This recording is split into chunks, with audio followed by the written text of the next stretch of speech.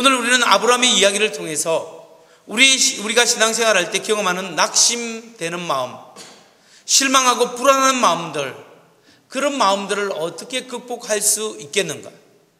현대 우리의 삶 속에 부딪히는 절망적인 상황, 불안한 마음, 걱정되는 마음을 어떻게 우리가 믿음으로 잘 극복할 수 있겠는가에 대해서 말씀을 통해서 살펴보려고 합니다. 첫째로 우리에게 다가오는 불안과 어려움, 그 상황에서도 우리는 하나님께서 우리를 보호해 주신다는 약속을 확실히 믿고 신뢰하며 살아야 합니다. 하나님의 보호를 믿고 신뢰하며 살아갈 때 우리에게 다가오는 여러 가지 어려움들을 극복하고 믿음으로 승리할 수 있습니다. 아브라함은 하나님께 주시는 약속의 말씀을 굳게 믿고 하나님을 신뢰했습니다. 그래서 그에게 닥쳐온 어려움들을 효과적으로 극복할 수 있었습니다. 오늘 창세기 15장 1절 말씀을 보면 하나님께서 아브라함에게 찾아오셔서 말씀하십니다. 아브라함아, 두려워하지 말라. 나는 내 방패요 너희 지극히 큰 상급이니라. 이 말씀을 주실 때 아브라함의 상황이 어땠겠습니까? 아브라함이 사실은 불안했습니다. 걱정 근심에 쌓여 있었습니다. 왜 아브라함이 두렵고 불안했을까요? 우리는 지금 창세기 15장을 살펴봤는데 15장 앞에 창세기 14장에 보면 이런 일들이 생깁니다. 아브라함이 불안한 이유가 두 가지로 나오는데요. 하나는 생명의 위협을 느끼고 있었고, 다른 하나는 하나님의 약속이 지연되고 있었기 때문입니다.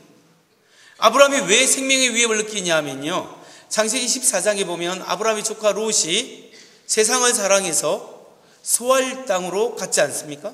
소돔성에 거했습니다.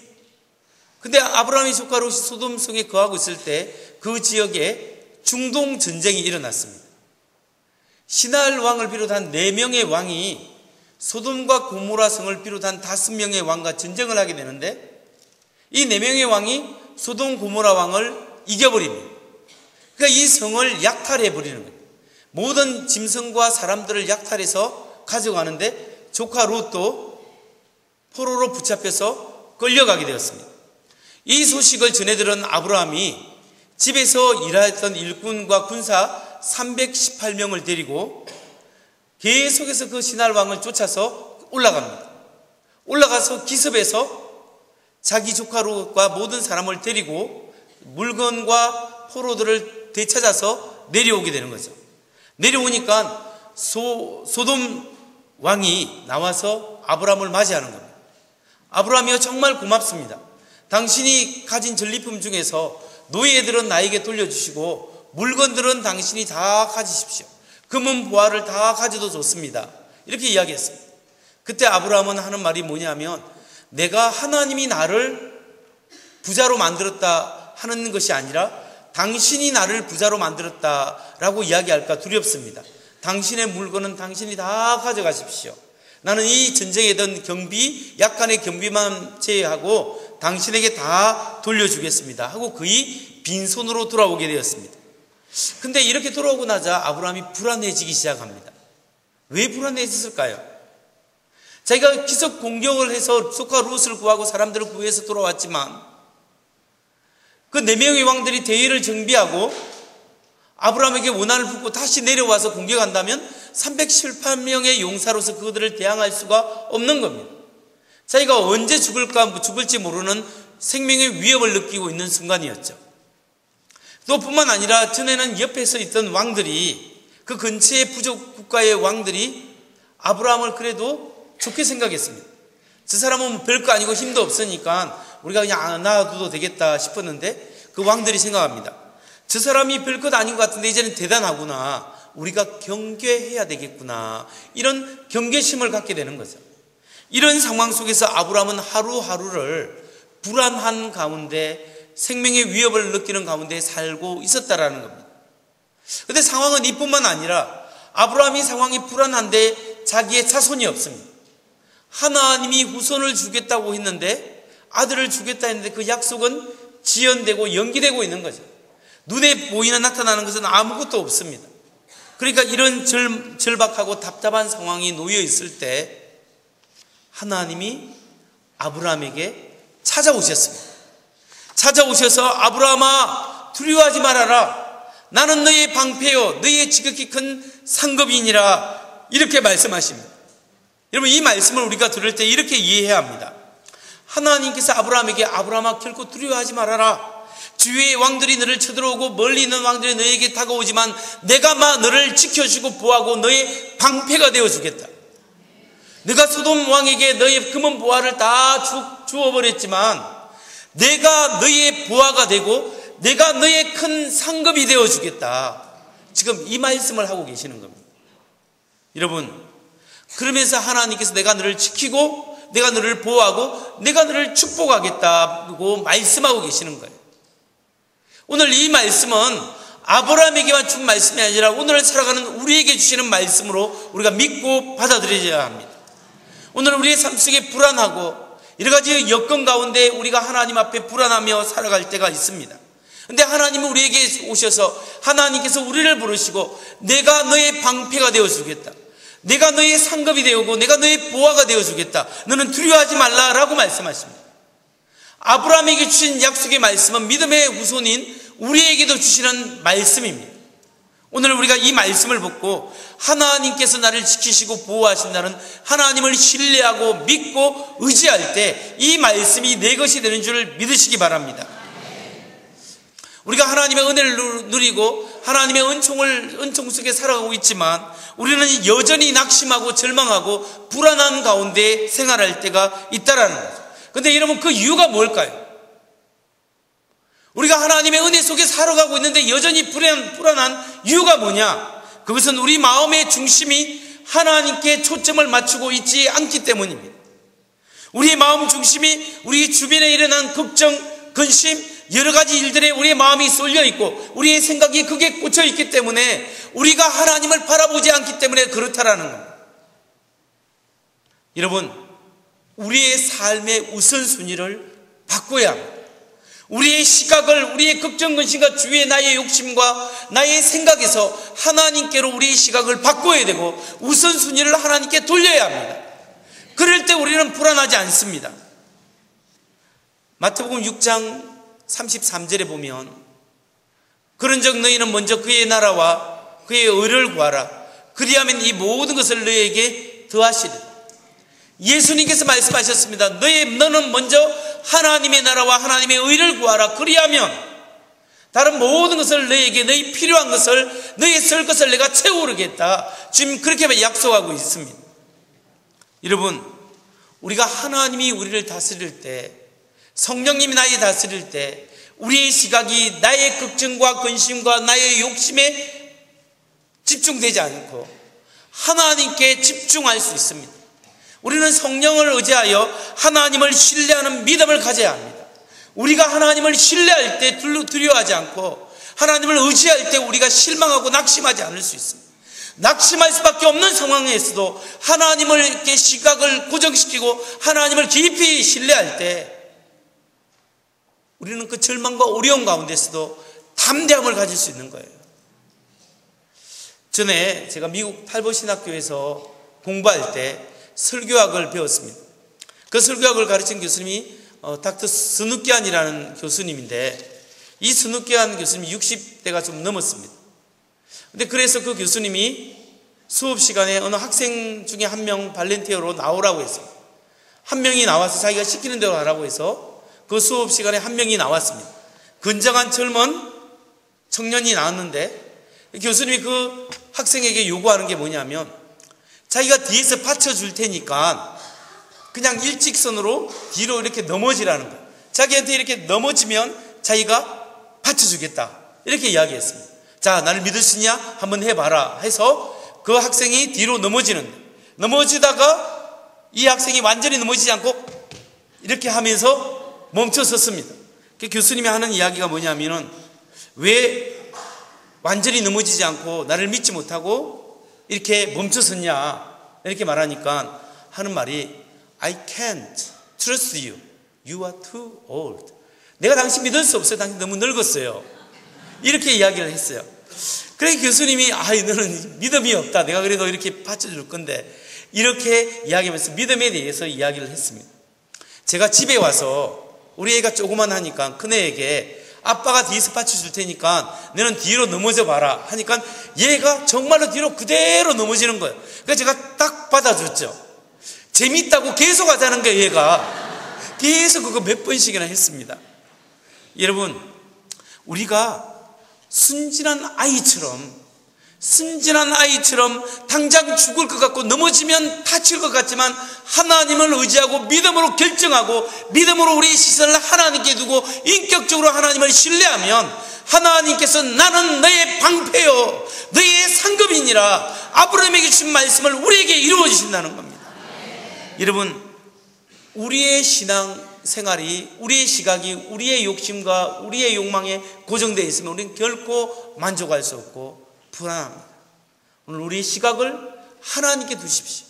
하나님을 의지하십시오. 하나님, 나의 믿음 없음을 불쌍히 여겨주옵소서. 내가 주님을 신뢰합니다. 주님 도우시고 나를 붙잡아 주옵소서. 믿음으로 고백하고 주님께 의지하십시오. 하나님의 나라와 하나님의 의를 구하는 삶을 사십시오. 하나님께서 붙들어 주실 줄 믿으시기 바랍니다. 다음으로 우리가 두 번째로 살펴볼 것은 우리가 낙심하고 실망한 가운데 하나님께서 이런 나를 어떻게 도와주시는가. 여러분, 하나님은 낙심한 나라의 회복을 위해서 어떻게 일하고 계시죠? 하나님은 하나님의 특별한 약속과 약속의 말씀을 통하여 우리를 지켜주시고 인도하십니다. 하나님의 말씀을 통해 인도하시고 보호하시는 확신을 우리에게 주신다는 사실입니다. 그리고 하나님 자신을 내어주심으로써 우리를 보호하고 계신다는 것을 생각하고 믿음을 가지게 도와주시고 계신다는 겁니다. 하나님은 아브라함에게 하나님의 말씀과 특별한 언약을 통해서 하나님이 아브라함을 계속적으로 지키시고 보호하신다는 것을 확신시켜 주셨습니다. 창세기 15장 2절과 8절 말씀을 보면 아브라함이 이르되 주 여호와여 무엇을 내게 주시려 하나이까? 나는 자식이 없사오니 나의 상속자는 이 다메섹 사람 엘리에셀이니이다. 나는 자식이 없는데 나의 상속자는 내 집에서 일했던 종 엘리에셀이지 않겠습니까? 라고 말하는 겁니다. 창세기 15장 8절 그가 이르되 주 여호와여 내가 이 땅을 소유로 받을 것을 무엇으로 알리일까? 하나님, 내가 이 땅을 소유로 받을 것을 무엇으로 알겠습니까? 지금 아브라함은 하나님께 불평하는 겁니다. 뭘 불평하냐? 하나님, 하나님께서 약속하신 땅은 언제 주실 것입니까? 하나님, 하나님이 약속하신 아들을 언제 내게 주실 것입니까? 그리고 이 가나안 땅을 하나님께서 주시리라 약속했는데 그 약속하신 것을 제가 어떻게 알 수 있겠습니까? 라고 하나님께 불평 아닌 불평을 하고 있는 겁니다. 이 아브라함의 불평은 불신앙적인 불평이 아니라 신앙적 불평입니다. 하나님의 그 약속이 언제 이루어질까요? 라고 질문하는 거예요. 하나님, 내가 이제 지쳤습니다. 하나님 약속하신 것 언제 이루어지겠습니까? 좀 빨리 좀 이루어 주십시오. 이렇게 불평하는 거예요. 여러분, 우리의 믿음의 성도들도 하나님을 향하여 이런 불평을 할 때가 있습니다. 하나님, 내가 애타게 그렇게 평생 동안 기도했는데 왜 우리 집 사람이 이렇게 주님 앞에 나오지 않습니까? 내가 평생 동안 그렇게 기도했는데 왜 주님 아직까지도 하나님 내게 주신 그 확신의 말씀이 이루어지고 있지 않습니까? 주님, 언제 이게 이루어지겠습니까?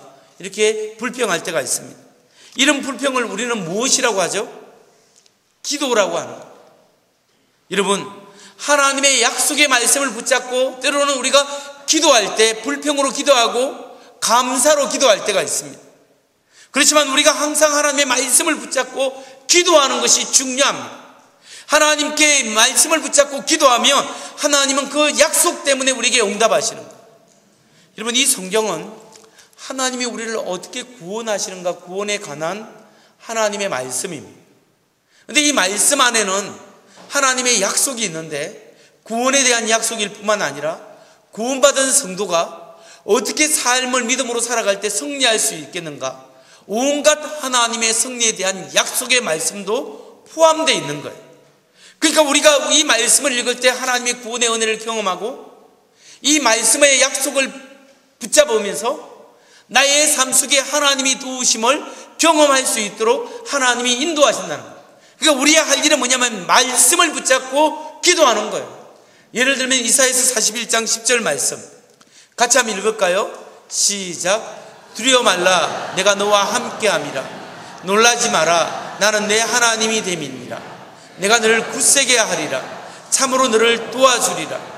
참으로 나의 오른손으로 너를 붙들리라. 아멘. 이 말씀에 보면 두려워 말라, 내가 너와 함께함이라. 놀라지 마라, 나는 내 하나님이 됨이라. 내가 너를 굳세게 하리라. 참으로 너를 도와주리라. 참으로 나의 오른손으로 너를 붙들리라. 하나님께서 말씀하셨습니다. 우리는 이 약속의 말씀을 붙잡고 하나님이 말씀이 내게 주신 말씀인 줄 믿습니다. 하나님 오늘 날 도우시고 인도하여 주옵소서. 믿음으로 고백하고 기도할 때 이 말씀이 내 것이 되는 거예요. 시편 119편 2절 말씀이에요. 여호와의 증거를 지키고 전심으로 여호와를 구하는 자가 복이 있도다. 하나님 말씀을 지키고 말씀을 보여잡고 전심으로 하나님을 간구할 때, 하나님을 구할 때 하나님께서 오늘 약속의 말씀을 나에게 실행하시고 나를 붙들어 주시고 응답해 주신다는 사실을 믿으시기 바랍니다. 하나님의 말씀의 약속 때문에 그 말씀의 약속을 붙잡을 때 하나님이 인도해 주십니다. 여러분, 하나님은 말씀으로 우리를 인도하실 뿐만 아니라 특별한 언약식을 통하여 우리의 삶을 인도하시기도 합니다. 아브라함이 하나님께 불평하기를, 하나님, 이 땅을 내가 받기를 언제 받을 수 있습니까? 어떻게 알 수 있겠습니까? 라고 이야기했습니다. 그때 하나님께서 아브라함에게 말씀하십니다. 3년 된 송아지를 가지고 와라. 3년 된 염소를 가지고 오고 3년 된 양을 가지고 오고 집 비둘기와 산 비둘기를 가져와서 그것을 내 앞에서 쪼개라. 그리고 나하고 언약식을 맺자. 이렇게 해서 그 짐승들은, 큰 짐승들을 다 반으로 쪼개고 작은 새는 그대로 놓아주었습니다. 여러분, 하나님께서 왜 짐승을 쪼개서 그냥 약속하면 되지 짐승을 쪼개서 반으로 쪼개놓고 하나님께서 아브라함과 지금 약속을 하고 계실까요? 그것은요, 그 당시 문화에 보면 꼭 약속을 지킨다고 할 때, 계약을 맺을 때 짐승을 반을 쪼개서 계약을 맺었습니다. 그게 무슨 뜻이냐면 그 당시 사람들은 만일 당신과 나 사이에 있는 이 약속, 언약을 어기면 이 짐승처럼 반으로 쪼개져도 좋습니다. 죽음을 각오하고 이 계약을 맺는다, 그런 의미입니다. 근데 하나님께서 우리와 인간과 맺은 약속을 할 때, 아브라함과 함께 계약을 맺을 때 짐승을 쪼개서 할 필요가 없습니다. 근데 왜 그렇게 하셨느냐? 하나님께서 반드시 하나님의 목숨을 걸고 이 약속을 지키시리라는 하나님의 강력한 의지의 표현인 것입니다. 실제로 하나님은 우리를 살리기 위해서 하나님은 자신을 쪼개셨습니다. 언제 쪼개셨습니까? 하나님은 자신을 십자가에서 우리를 위하여 십자가에 매달려 죽으시고 그렇게 자신을 드리고 쪼개심으로써 우리의 생명을 구원해 주신 거예요. 하나님의 생명으로 우리의 생명을 살리셨습니다. 그러니까 우리가 이 십자가를 바라볼 때 하나님의 구원의 약속을 지키신 하나님을 바라볼 수 있습니다.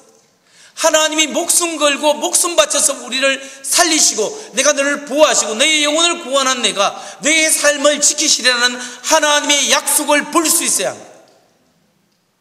이 하나님의 약속은 성찬식을 통하여 오늘날 우리에게 계속되고 있습니다.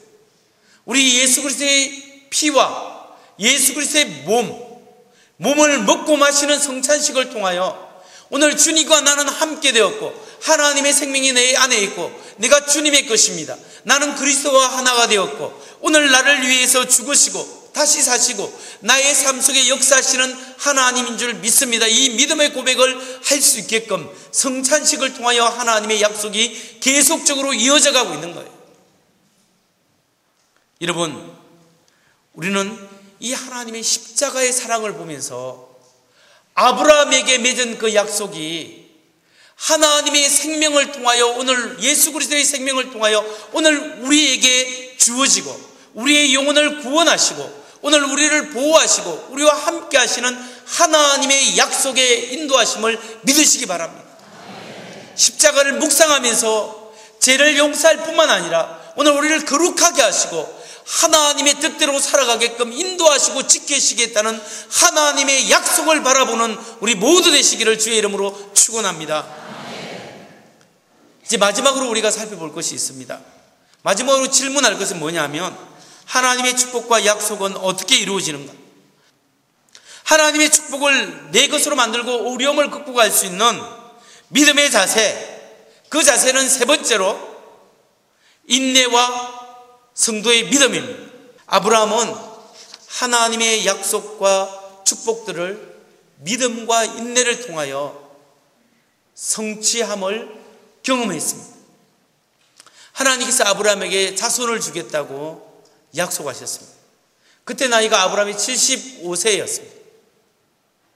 근데 하나님의 약속이 이루어진 지는 언제입니까? 25년 후 100세 때 이루어졌잖아요. 왜 하나님께서 아브라함에게 자녀를 100세에 주셨을까요? 71세, 72세, 75세에 주면 안 됩니까? 또 하나님께서 아브라함에게 가나안 땅을 그 후손에게 주겠다 했는데 창세기 15장 13절 16절에 보면 400년이 걸리겠다고 했습니다. 아니 그냥 처음부터 그게 살게끔 해서 자손이 늘어나게 하면 안 됩니까? 왜 400년 후에 그 땅을 차지하고 400년 동안 애굽에 종살이 시키고 그리고 나중에 이 땅을 차지하게 하겠다. 왜 그렇게 하나님께서 하셨을까요? 그 이유는 그들로 하여금 하나님을 경험하게끔 하기 위해서였습니다. 하나님을 경험하게끔 하기 위해서. 만일 하나님께서 아브라함에게 75세에 약속한 아들을 2, 3년 후 78세에 주었다면 어떻게 생각할까요? 하나님이 주셨지만 이것은 나의 능력으로도 될 수 있었을 거야. 하나님이 주신 것인데 인간적으로도 가능도 하지 라는 생각을 하게 되는 거죠. 그런데 100세가 되고 사라가 90세 되면 이제 태의 문이 자체도 한참 닫혔고 이제는 생산의 능력이 없고 이것은 하나님만이 할 수밖에 없고 하나님만이 할 수밖에 없습니다라고 두 손 두 발 다 들 때 하나님이 그때 주셨기 때문에 이것은 하나님의 은혜요 하나님의 기적입니다 라고 고백하고 하나님이심을 경험할 수밖에 없다라는 거예요. 400년이 지나서 애굽에 종살이하고 있을 때 도저히 헤어날 수 없는 그때 하나님의 은혜로 애굽을 탈출시킵니다. 그래서 이스라엘 백성들을 가나안 땅에 정착하게 하시는 거죠. 아브라함의 후손들을 가나안 땅에 다시 한번 정착한 것은 도저히 인간적인 노력과 혁명으로 이룰 수 없는 일이에요. 하나님이 하신 거예요. 그들이 그 출애굽과 홍해가 갈라지고 광야 생활을 통해서 하나님을 경험해야 되는 거죠. 하나님이 누구신가, 하나님의 백성으로 살아가는 삶이 누구신가를 그들은 믿음을 통하여 경험하고 인내함을 통하여 성취되는 것을 경험해야만 했다는 겁니다. 그렇기 때문에 여러분, 그 인내와 믿음 가운데 당하는 고난과 아픔들을 때로는 우리가 그대로 감내해야 될 때가 있다는 겁니다. 성도 여러분, 우리가 신앙생활할 때 고난당하고 시험당하고 연단이 오는 것을 이상히 여기면 안 됩니다.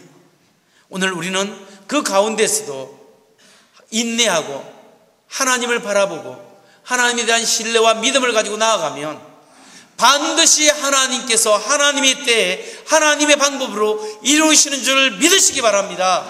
그 믿음을 가져야 합니다. 그래야 하나님의 축복이 내 것이 되고 조금 안 됐다 해서 하나님 앞에 불만하고 하나님 앞에 믿음에서 떠나면 안 돼. 인내하고 기다리면서 믿음으로 살아갈 때 하나님께서 이루시는 것을 경험하고 하나님이십니다. 하나님이 하셨습니다. 고백하는 우리가 되시기 바랍니다.